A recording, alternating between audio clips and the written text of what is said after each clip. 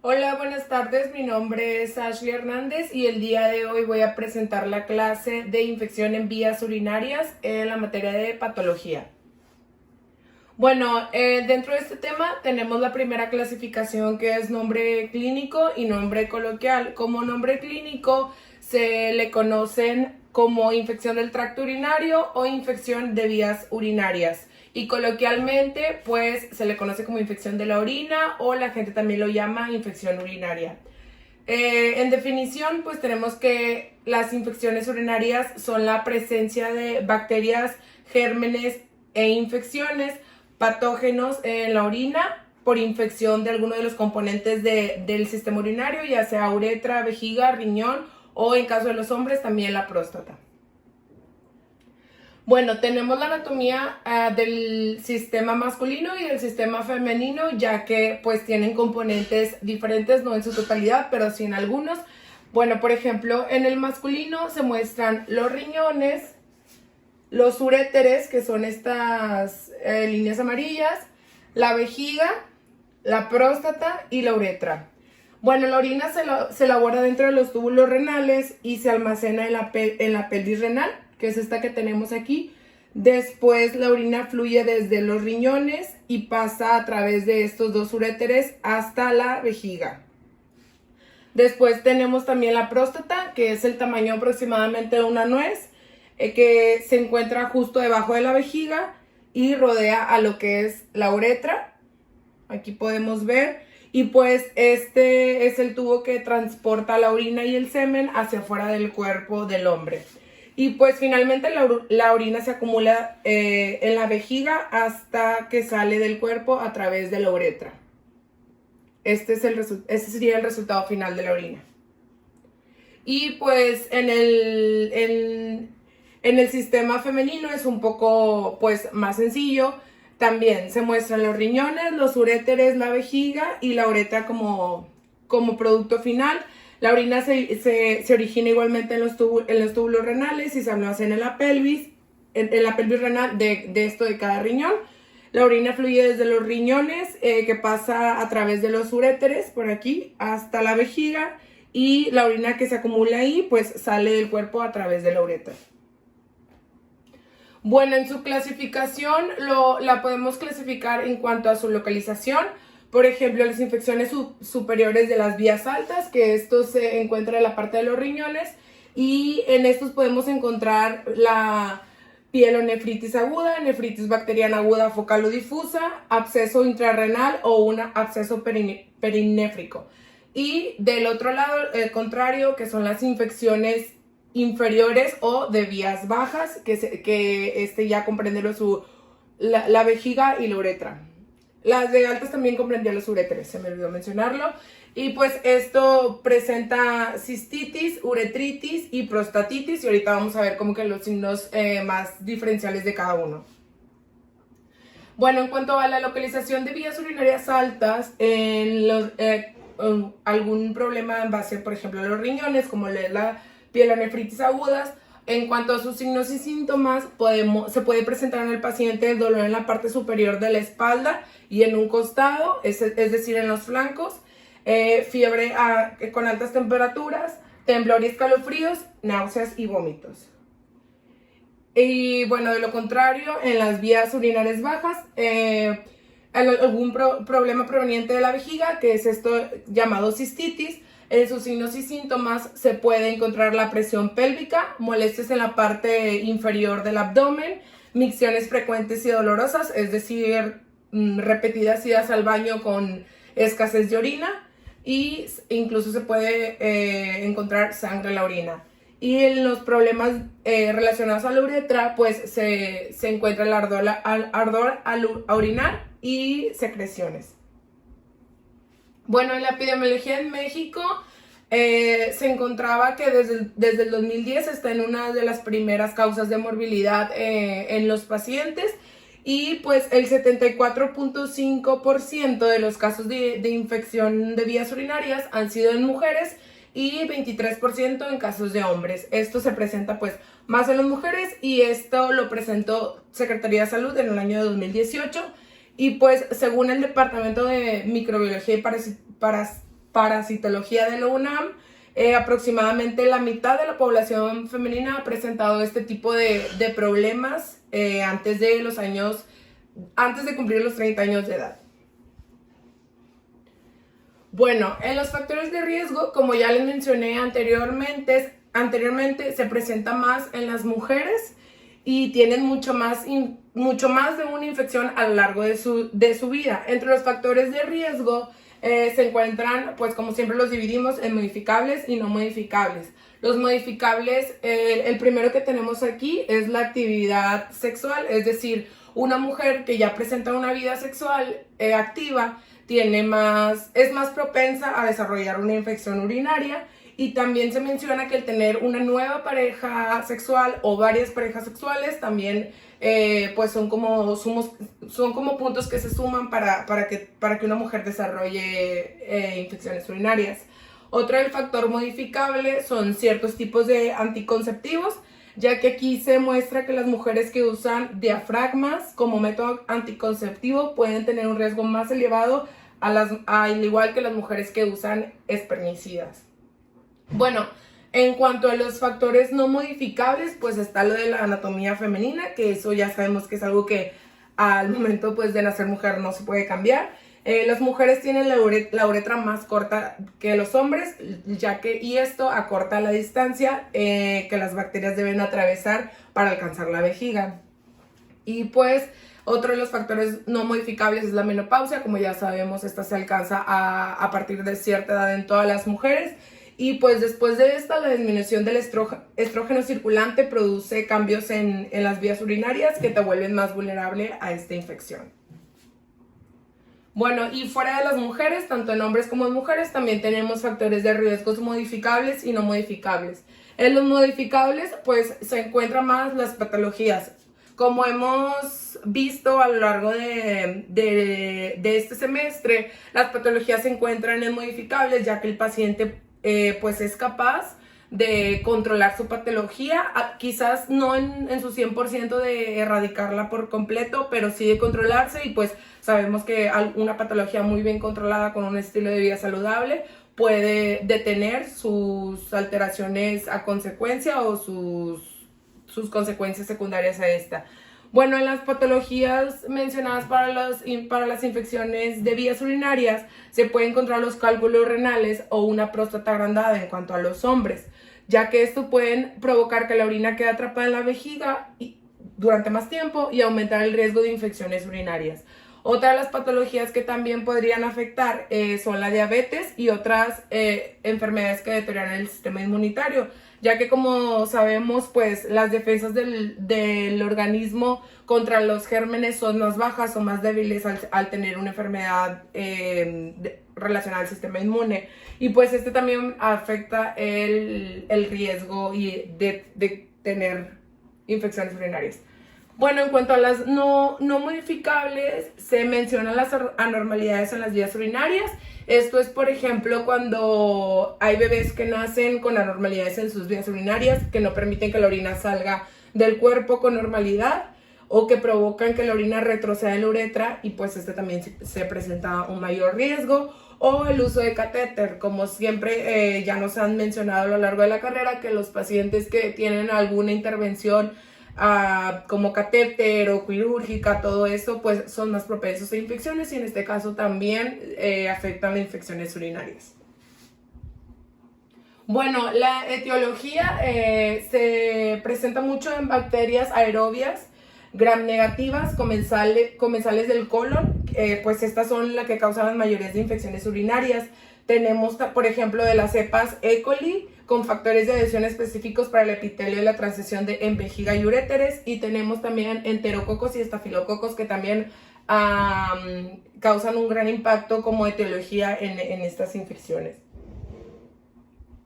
Bueno, en cuanto a la fisiopatología, sabemos que el tracto urinario normalmente es estéril y resistente a la colonización bacteriana debido a la acidez de la orina. El vaciamiento de la vejiga a la hora de ir a orinar, los esfínteres uretrovesical y uretral y diversas barreras inmunitarias de las mucosas. Sin embargo, el 95% de las infecciones urinarias Se produce cuando las bacterias ascienden por la uretra hasta la vejiga, y en el caso de la pielonefritis, pues esto se realiza desde el uréter hasta el riñón, o sea, comenzando en esa parte. Bueno, en cuanto a también se encuentra infecciones urinarias no complicadas y complicadas. En cuanto a las no complicadas, pues están las cistitis o pielonefritis, que se producen en mujeres adultas premenopáusicas sin ninguna anormalidad estructural, o funcional de las vías urinarias. Es decir, esto sería un factor externo. También se presenta en mujeres que no están embarazadas y no tienen enfermedades significativas que pudiesen conducir a resultados más graves, como por ejemplo ahorita mencioné la diabetes, cálculos renales, etc. En estas infecciones, los signos y síntomas, tanto como las consecuencias, pues son más bajas, son más simples y son más fáciles también de tratar. También pues están las infecciones complicadas. Si el paciente, aquí se presenta si el paciente es un niño, si es una mujer embarazada o tiene alguna de las siguientes características. Aquí el paciente ya tiene una anormalidad estructural o funcional de las vías urinarias, como lo que explicamos anteriormente en los factores no modificables, y obstrucción del flujo de orina. También se presenta una enfermedad concomitante que aumenta el riesgo de adquirir la infección o resistencia al tratamiento, como lo que es una diabetes mal controlada, enfermedad crónica o inmunodepresión, incluso una infección urinaria complicada o que se haya ido dejando pasar, también puede traer en consecuencia otras enfermedades. Bueno, el motivo de consulta por el que el paciente va a consultar con el médico normalmente es la disuria, la secreción uretral, el aumento del número de micciones, que como ya lo mencioné ahorita suele ser pues en escasa cantidad y que refleja una irritación o inflamación del tracto urinario. También el tenesmo bisecal o el ardor o dolor en las micciones. Incluso en algunos pacientes se puede presentar el olor como a humedad en su orina o un muy mal olor en la orina, que eso también hace que pues, el paciente ya vaya como motivo de consulta. Entre otros signos y síntomas, en el cuadro clínico de esta enfermedad, pues es la fiebre muy alta, escalofríos, diarrea, vómito, orina fétida, que esto es lo que ya les había mencionado, el mal olor de la orina, dolor abdominal o fosas renales, necesidad urgente de orinar a pesar de que el paciente no haga nada al momento de estar en el baño, y dolor o ardor al orinar.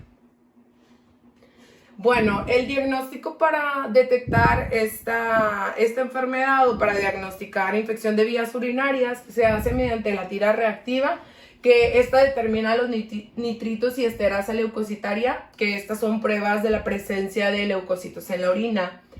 Esta es la prueba más económica y con mejor sensibilidad para el diagnóstico, es decir, la más económica y más exacta dentro de este presupuesto, que es normalmente una tira en cuanto a ejemplos de color en la orina. Y pues los nitritos normalmente no se encuentran en la orina, sino que son productos de la reducción de nitratos por la presencia de algunas bacterias. Bueno, en cuanto a diagnóstico, se puede mencionar que con un cuadro clínico clásico de infección de vías urinarias no complicada, no realizar ninguna prueba de diagnóstico e iniciar tratamiento. O sea, cuando al mencionar los signos y síntomas del paciente al doctor, no hay como que alguna anormalidad fuera de las no complicadas, se puede iniciar el tratamiento instantáneo en ese momento. Y pues si además de los síntomas urinarios el paciente presenta sintomatología vaginal, realizar exploración ginecológica armada.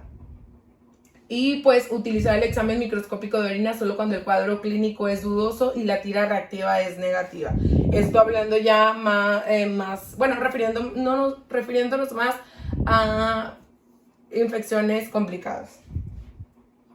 Bueno, ¿con qué se puede confundir una infección de las vías urinarias? Pues se puede confundir con pielonefritis aguda, prostatitis o epididimitis. Bueno, ¿qué medidas de prevención se puede tomar para este tipo de infecciones? Bueno, realmente son medidas simples, pero que se basan más en la higiene del paciente que se tiene con su aparato reproductor.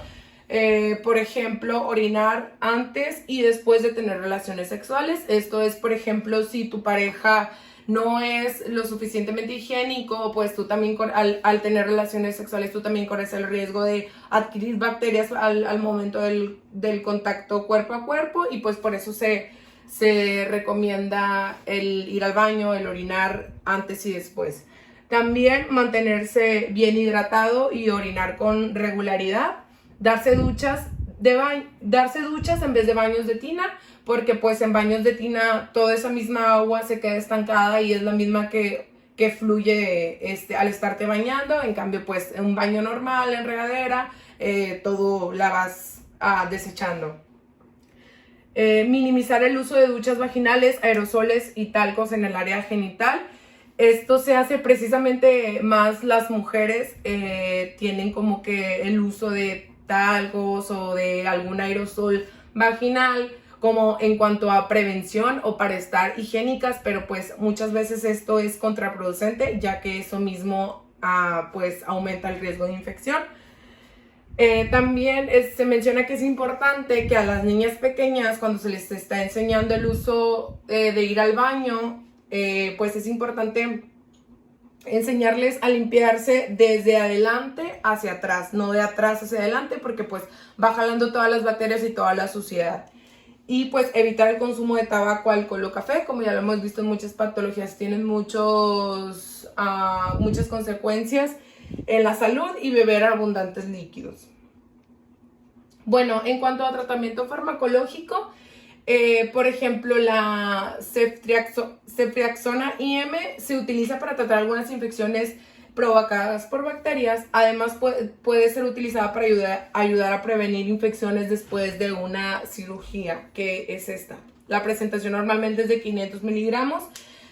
También tenemos la fenazopiridina, que esta está indicada como acidificante antiséptico y analgésico auxiliar en el tratamiento de las infecciones de vías urinarias. Es esta, son tabletas de 100 gramos. La pasada es solución, esta no es en tabletas. Y también tenemos la acitromicina, que esta está indicada pues en infecciones no complicadas, o sea, es como tanto en el hombre como en la mujer, es una de las más simples, y es esta, que son tabletas de 500 miligramos. Estas dos son vías de administración oral, y la primera si eres intramuscular. Bueno, también dentro del tratamiento farmacológico tenemos la doxiciclina. Esta se utiliza para tratar problemas de uretritis gonocócicas, la cervicitis, infecciones bronquiales en pacientes con enfermedades obstructivas respiratorias crónicas y algunas otras infecciones. Y por último tenemos la trimetroprima sulfametoxazol. Pues este está disponible como monofármaco o en combinación con el sulfametoxazol. Ambos medicamentos actúan sinérgicamente, bloqueando pasos sucesivos del metabolismo del folato en las bacterias. Bueno, en cuanto a tratamiento quirúrgico, tenemos lo que es el drenaje quirúrgico, que es se utiliza este que podemos ver aquí. Pues consiste en una sonda que es un tubo en la vejiga que remueve la orina del cuerpo. Este puede permanecer en su lugar por un largo periodo de tiempo. Ya sabemos que de ser así, esto se menciona una sonda permanente cuando persiste hasta o más de 7 días. La orina drena desde la vejiga a una bolsa fuera de su cuerpo, que es esta bolsita que tenemos aquí. Y también, como otro tratamiento quirúrgico, tenemos la inyección de colágeno periuretral, que este tratamiento es pues también para la incontinencia urinaria de esfuerzo, tanto en hombres como mujeres, y el colágeno hace que el área alrededor de la uretra se vuelva más gruesa, lo cual ayuda a controlar la fuga o la filtración de orina. Bueno, en cuanto a tratamiento nutricional, tenemos alimentos a aumentar y a disminuir. En cuanto a alimentos que deben de ser más frecuentes, pues es la avena, la sandía, el pepino, el perejil, los espárragos, el jengibre y el ajo. Pues todo esto, como ya sabemos, son alimentos funcionales. Y a evitar pues la sal, la salsa de soya, el café, los condimentos, irritantes, carnes y alcohol. Por ejemplo, estos 4 primeros se mencionan como cuando el paciente ya tiene la presencia de alguna infección, es decir, en su tratamiento no se pueden incluir estos 4 primeros, y pues tampoco, bueno, y después en tratamiento también los irritantes, carnes y alcohol se eliminan. Bueno, ¿qué complicaciones se puede tener después o durante una infección urinaria? Tenemos primero pues la formación de cicatrices en el riñón. Como ya sabemos, el riñón es fundamental en el proceso de todo esto de la orina, ya que estas cicatrices pueden provocar una enfermedad renal crónica o presión arterial alta e insuficiencia renal. Como ya se los había mencionado anteriormente, pues estas infecciones, si no son tratadas o si no se somete a algún tratamiento, puede tener en consecuencia algunas otras que son como estas enfermedades. También se puede presentar una intoxicación en la sangre, ya que una infección renal puede hacer que las bacterias se diseminen por el torrente sanguíneo. Y también en una mujer embarazada también se puede tener complicaciones en el embarazo, ya que si una mujer lo tiene o no se lo trata, el bebé es propenso a nacer con bajo peso. Bueno, se menciona que en el pronóstico de estas personas la mayoría se recuperan por completo y pueden llevar una vida normal, una recuperación lenta, y la posibilidad de más complicaciones son más probables si la persona requiere hospitalización, alguna intervención quirúrgica, o si el microorganismo que provocó la infección es resistente a los antibióticos de uso común. Y bueno, como menú ejemplo, tenemos un paciente femenino de 50 años de edad, peso de 66 kilos, 165 de talla, y pues se cuenta con un MCD normal de 24.26, esto indica que está en su normalidad, así que pues el plano de la intervención es nada más para mantenimiento, es decir, no se busca reducir ni aumentar su peso ni su IMC. Utilizamos el método directo de 25 kilocalorías por peso, y esto nos da 1650 kilocalorías en total al día. En su distribución de macronutrientes también utilizamos pues las bases normales, 55% de hidratos de carbono, que esto nos da un proveniente de 907.5 kilocalorías provenientes de estos. En cuanto a proteínas, se le dio 1.2 gramos por kilogramo de su peso, que esto nos da un 19% del valor calórico total. Y en lípidos, un 26%. Es decir, todos los rangos pues están en su normalidad. Aquí tenemos un menú de 5 tiempos de comida, los 3 tiempos fuertes, y incluyendo 2 colaciones, una matutina y una vespertina. Pues los alimentos que estaban aquí marcados son alimentos multifuncionales. Como desayuno, pues pusimos un huevo revuelto, que esto se realiza una pieza de huevo completa, un cuarto de champiñón rebanado y un cuarto de taza de espinaca, esto para completar sus verduras en el desayuno. Se cocina con una cucharadita de aceite, pues de preferencia de oliva, 2 rebanadas de pan integral y una taza de melón picado. Como colación se realiza un bowl de avena, que se realiza con una taza de leche semi-descremada. Esto lo sabemos porque pues su cantidad de grasa es menor a las normales o a la entera. Media taza de avena en hojuelas, media pieza de plátano y 10 piezas de almendra para completar nuestras grasas buenas. En cuanto a la comida, pues es un 60 gramos de carne promedio, es decir, que no sea tan alta también en grasas. Y pues aquí pusimos solamente 60 gramos, 2 equivalentes de alimento de origen animal, para evitar el consumo de carne por sus nitritos que pueda contener. Para cocinar la carne, igual una cucharadita de aceite de oliva.